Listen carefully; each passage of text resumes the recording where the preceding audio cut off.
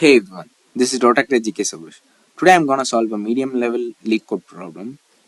So I have used MySQL for this problem. First, let's read the question quickly.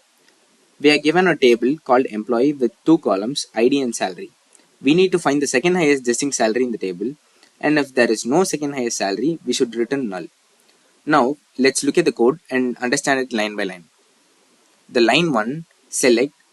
This means we are going to select something from the database, but instead of selecting directly from a table, we are going to use a subquery, a query inside a query. Next line, select distinct salary. Here, we are selecting the distinct salary values from the table. This removes any duplicate salary. For example, if two employees have the same salary, it will only count once. So next line, from employee. This tells SQL to look inside the employee table to get those salaries. The next line is order by salary DEAC. DEAC is nothing but decreasing. We sort the salaries in decreasing order, which means the highest salary comes first, then the second highest, and so on. The next line is super important. Limit 1 and offset 1. Limit 1 means we only want one result, and offset 1 means skip the first result, in our case, skip the highest salary and give us the next one, which is second highest. So this is the whole point of this question. We need to fetch the second highest salary.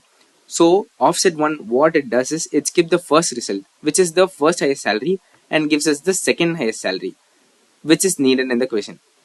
So the last line as second highest salary. We are wrapping the subquery and giving it an alias name, second highest salary, so that it shows up with a proper column name in the result. So what will this return? If the table has multiple different salaries, it will show the second highest. Like we can see here, there are multiple salaries and we need to fetch the second highest, that is 200. If there is only one salary or all salaries are the same, it will return null.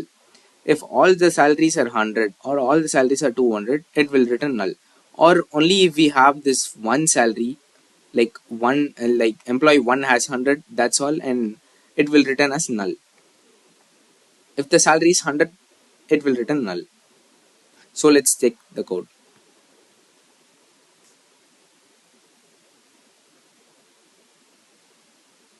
So yeah, the code is correct. There are two cases in this, as I have already said. So the first case input is they have given 3 employee IDs and 3 salaries. The second highest is 200 and we have fetched it right. The second case is we have only one employee and one salary, so the answer is null. Thank you.